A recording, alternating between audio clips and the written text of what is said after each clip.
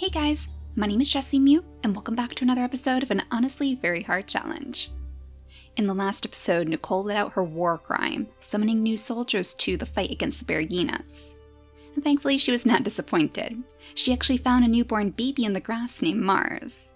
So not only does he have Anime's blessing, but he also bears the same name as a different god of war. A lot of you have mentioned that probably means Anime is still watching over Nickole. And in fact, that might even mean something different in Mars's future. We figured he was going to be just like Stone, trying his hardest to train for Nickole. But I wonder if maybe he's been sent here for a different reason. I had assumed that maybe his parents passed away in the grasses, but I wonder if instead he's truly just another dream baby. Maybe this is a way for Anime to see if she has any shred of honor left in her. Any shred of good left in that poisoned heart of hers. I do feel she would probably try to sweep him under her wing, almost like a mother, but maybe not quite. Think more like Zira and Kovu maybe in The Lion King. She's more training him to be some sort of warrior than really coddling her as a son. So maybe we'll have him step on top of this stump for a moment, just to get a better look around the area. We can light up the Dodomingos, and we can make sure that there aren't any more killer bearyenas in the clearing. We're still not 100% sure where the killer bearyena might be, though since he seems to be hunting bunnies every day, we can kind of get a good idea by where the birds are stealing his food. I want to say the last place we saw a bird swoop down was right about here somewhere, so it almost seems like the killer bearyena is trying to track down your family again. Comet, you should be very, very cautious. Though I know he found some fish in the previous episode, so maybe we should actually have him slink on over to the water side on this turn. Yeah, it looks like there's actually some algae in the water over here, so there's definitely a good place for the fish to spawn.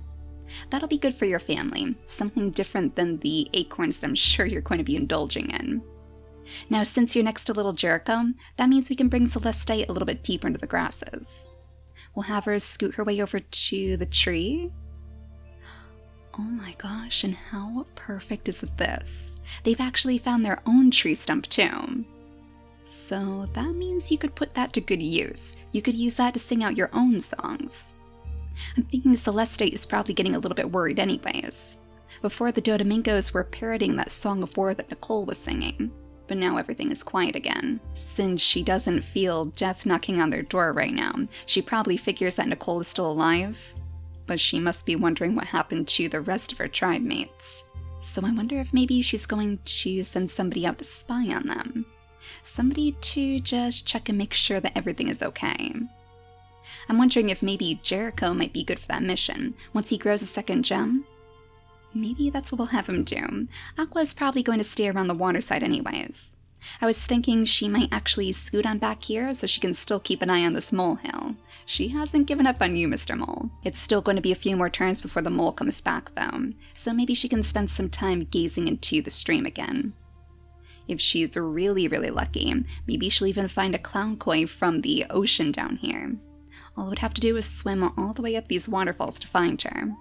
That would be pretty fitting too, since we figure she's definitely connected to the oasis. And speaking of which, we did find this brand new baby with the Savannah horns in the last episode too. Unfortunately, she does have 2 no-paws, so I'm thinking Adeline was probably injured when she was very young. Maybe instead of Mars having parents out here, it was actually her family who lived in these grasses. So while Mars might be a dream baby from Anime, Adeline was forced to see all the horrors of the Deadly Hills firsthand. She's never been able to regain the use of her front paws, so she was probably afraid that Shiba was going to consider her useless. I wonder if that's why she was slinking so quietly around the outskirts, wanting desperately to be part of a family again, but too afraid to make herself known. Not to mention this terrible omen over here, that had her pretty scared too. But Shiba's doing her best to inspect it, so let's go ahead and clear out the grasses around here, leaving only that nest covered by the weeds. We'll give Adeline one more day to rest by her home. We'll have her go ahead and clear out the grasses too, and I guess Shiba can comfort her like a mother would. It's kind of nice actually. It's very fitting that these two crossed paths. Adeline is needing a mother, and Shiba needs a new kid to take care of, I guess, now that her son has essentially disowned her. So I think we should be ready to skip our first turn here. Maybe we should go back to our friendly bearyena just to see where he decides to go. Lately, he's been helping Stone gather some extra food. And I think he actually did catch another bunny. The bear back there had me a little bit concerned, though. This might actually be your chance to offer up a little bit of nesting material too, Nickole. Use that silver tongue of yours again. The only question is, how are we going to keep Mars safe? He still has 2 more days to go before he grows a second gem, so he definitely needs somebody by his side. Especially with the bluebird right overhead right now. You don't look like you're going anywhere anytime soon. Well, first let's go ahead and sniff around. Just to make sure that we only have Dodoningos out here. Only Dodoningos in that odd line all the way up to Comet's territory. Yeah, I definitely think they're spreading secrets between the 2 tribes. I wonder if that would work in reverse, though.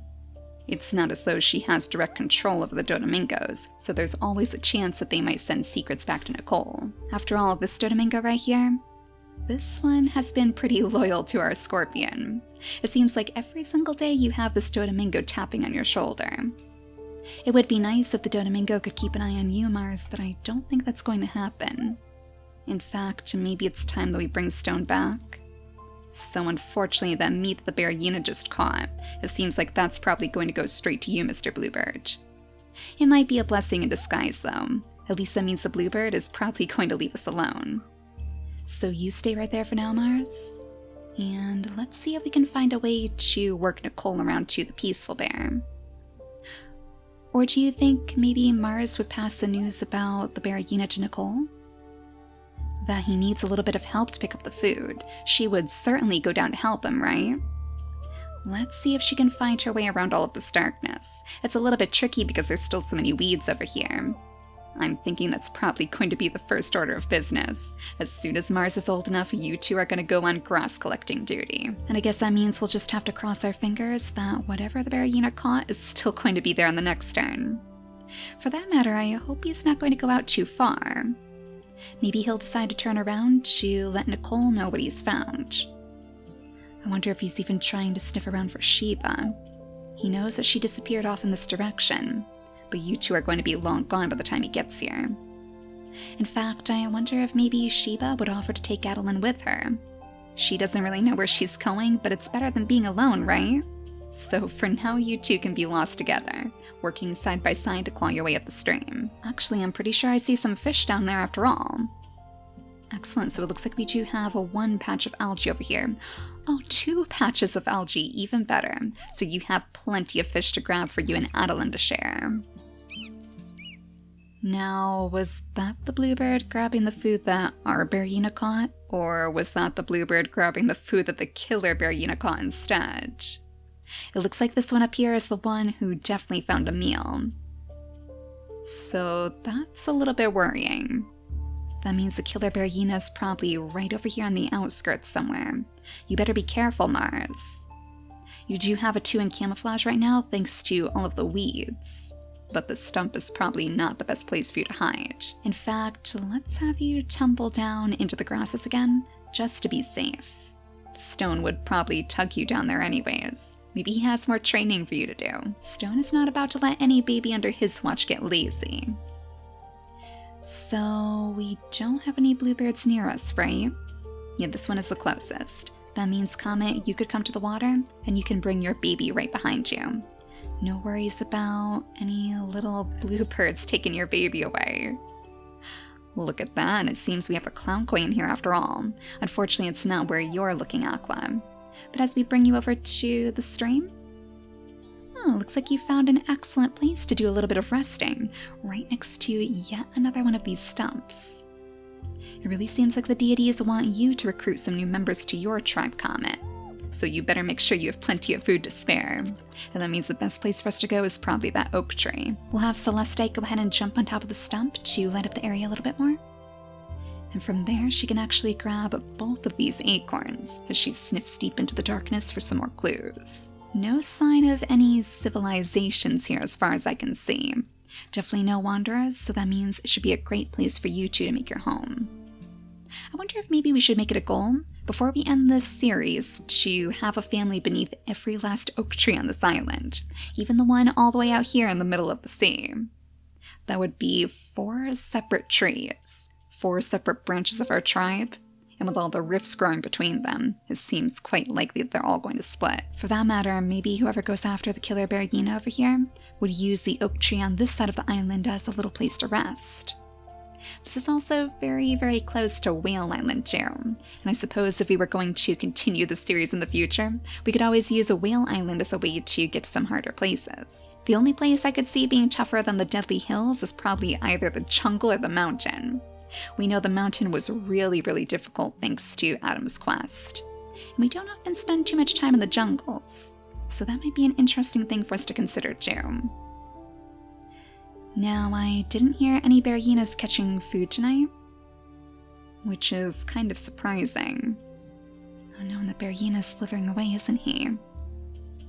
Alright, Nickole, let's have you jump down to the water so you can try to track him down. And did I see something move back here?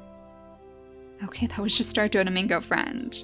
I thought for a moment maybe somebody was trying to steal our food, but it's not as though we have very many berries to make use of. Yeah, all the berries over here are definitely stolen. I have a feeling that's probably what the bearyena is trying to help you with. Oh, and it looks like he caught you a nice romantic dinner, too. If only you had 1 extra turn to actually pick it up. Now, I can definitely see Nickole pursuing the friendly bearyena as another way to grow her army, I guess. The silver-tongued little scorpion has no trouble sweet-talking her tribe mates either, so I don't think it would be very hard for her to convince him. Hopefully on the next turn we'll be able to breed the 2. Though with her extremely poor fertility, oh my gosh. I did not notice that. Yeah, the friendly bearyenas typically have some pretty poor fertility too. So we might actually end up with some infertile babies from Nickole, if we can even breed them at all. That's awfully interesting. Like, is that another subtle way for the deities to punish her? For literally drowning her own father in the oasis, now her family is essentially going to be cursed. I mean, forget about sick babies. What if it is literally impossible for her family tree to continue? That has to be a punishment from anime, like the ultimate irony. If you're not going to respect your family, then you don't even deserve to have children of your own. Well, for now, let's just have Stone go ahead and focus on gathering a little bit more food. It looks like Mars actually found you a little root to dig up over here, so let's go ahead and paw that out of the ground. I wonder if he's getting a bit nervous? Not knowing where Nickole is and not knowing where his brother is too. In fact, the land is probably dead silent right now. It must have him really on edge. So you can just prepare to clear out the weeds on the next turn. We'll have Mars stay right next to you so we can help you as soon as he grows his 2nd gem. Oh, and it looks like Adeline has her 3rd gem now? There you go, little one. Unfortunately, you won't be breaking through these rocks anytime soon.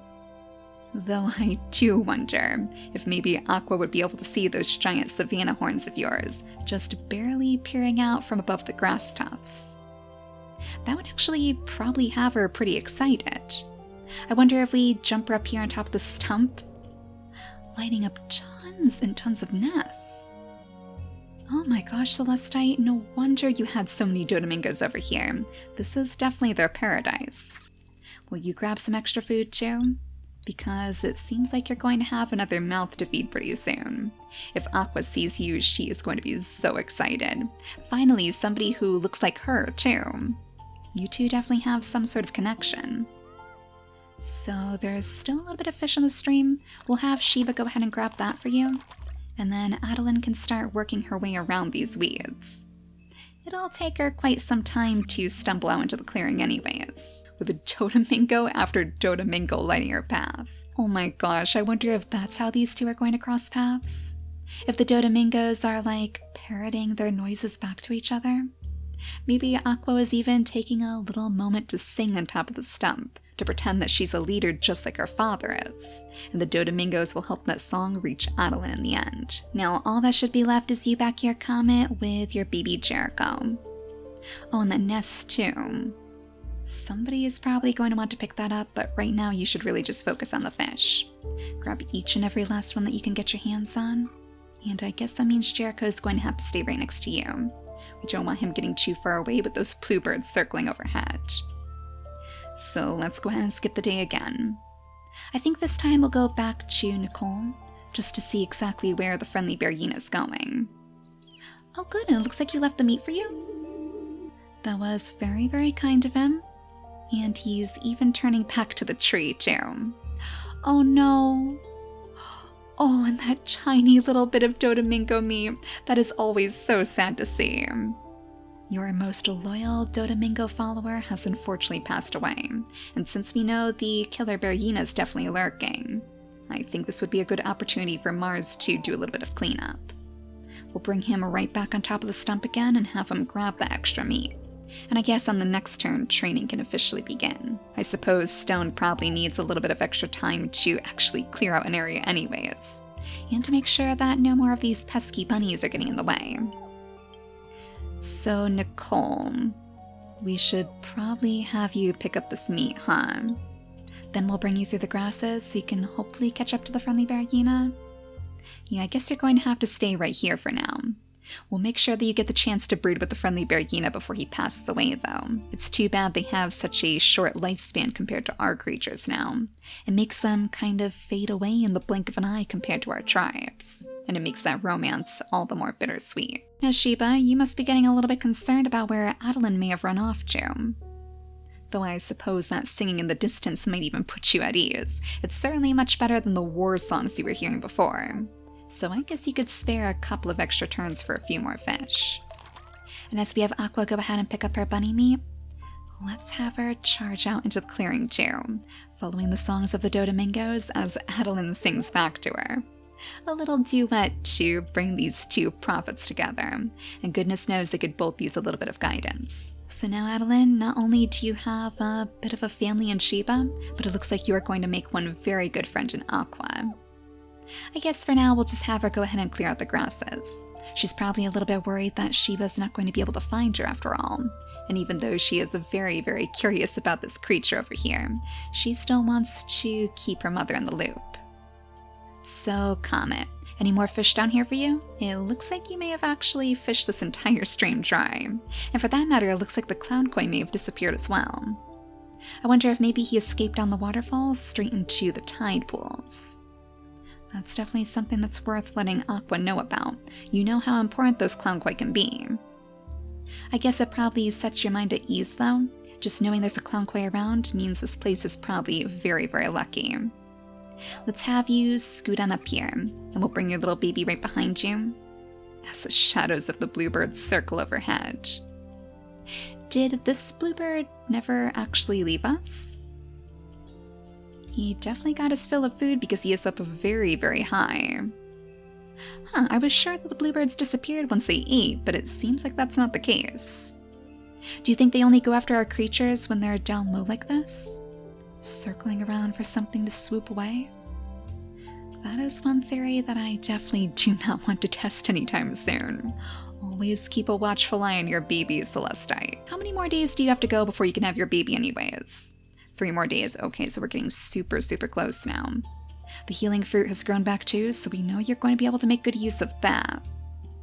But if we could find one that's even closer to the tree, that would be excellent. Let's have you sniff around again. No, looks like this is going to be the closest one. Alright, so we'll probably have to have you build your own nest over there again. But aside from that, everybody should be all out of turns now. This peaceful bear is still not budging, is he? I wonder if he's enjoying the shade beneath the oak tree. Well, if you're going to stay there, I guess we're going to have to work with you. Actually, isn't that the very same place where Stone was born? Was it under the tree or was it right over here? I know it was definitely very, very close to that healing fruit. I wonder if that's because you two have such a connection? Or if he's just hoping that you'll have some babies to raise soon. Maybe having peaceful bears around would actually be considered the best time for our tribes to start families. Since they're definitely connected to Mist, I guess their presence would mean that she's watching over them. So all the more reason for Nickole to seek out this friendly bearyena, and we'll see if she can do that in the next turn. So once again, let's go straight back to her, and we'll see which way the friendly bearyena decides to go on this turn. Oh no, did he stay in the grass? Or did he go back to the shore? Oh, Nickole, chasing after this friendly bearyena time and time again. Maybe Stone could actually help you out this time? Like if we bring Mars down here, so he's a little bit closer to his mentor, maybe if Stone lights up the way, it'll be easier for you to spot the bearyena. There we go. We know you're very quick anyways, so you could jump all the way down here for us. And now we'll at least have a better chance of actually seeing some bearyena babies. So go ahead and breed with our friendly bearyena. There we go, it only took 2 tries this time. Though it looks like we got away from the water just in time too. Well, come on down here, Mars. Now that you're all grown up, you should be able to show Nickole what you've learned. And as for you 3, I like to think that as soon as Sheba sees Aqua, she's probably going to recognize a little bit of her brother in him. They do have that same striking orange fur after all, the orange fur to remind her of the oasis. So she would know that she's on the right track. I wonder if she even forgot about Comet for a little while, but she knows that he would welcome her with open arms. Uncle Comet, actually. I think I may have called him her brother. You are Uncle Comet, the brother to her mother, and while they only knew each other in passing, we know that family is very important to Sheba. So with Aqua's help, that means she actually has a direction to take. We'll have Aqua scoot on back here again, clearing out the pathways, so hopefully these 2 tribes can meet. She is probably just super excited to bring Adeline back to her family. These 2 can be singing buddies, I guess.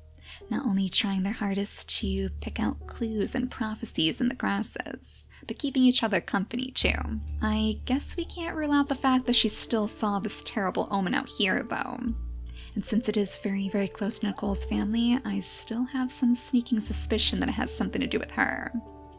I guess only time will tell though, and hopefully everyone here will be far away by the time disaster strikes.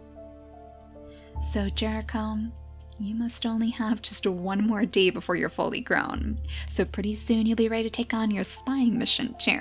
And your mother must be very eager for that. She's going to send you off with plenty of food though. Since she still has 1 more day to go before she can make her nest, let's have her knock down as many acorns as she can possibly reach. We'll have Comet go ahead and clear out the grass so she can get around easier. And I think we should be ready to skip the turn just 1 final time. So 1 more time, let's go back to Nickole again, just to make sure that the friendly bearyena doesn't go too far away. And of course to make sure that we don't have any danger in the grass. Oh, I definitely heard a bearyena. Alright, thankfully it doesn't look like it's a killer bearyena though. So yet another bout of trouble knocking on your door, Celestite. It's too bad that you guys don't have the protection of the peaceful bear, but you do still have Moon Eye's powers on your side. And you're even going to have a brand new warrior too. Because like I said before, if push comes to shove, we know that Adeline can still land a very tough punch. So I have a feeling that she would be more than happy to help Aqua's family. And more than that, I have a feeling that these 2 are going to be the best of friends. So in the next episode, we'll see if Adeline can prove herself as a prophet and a warrior. And we'll see what Nicole's very first baby is going to look like too. The first true heir to the throne, since Mars isn't hers by blood. But it only depends if they're going to be strong enough to take it. So for now, thank you all so much for watching, and I'll see you all next time. Bye guys!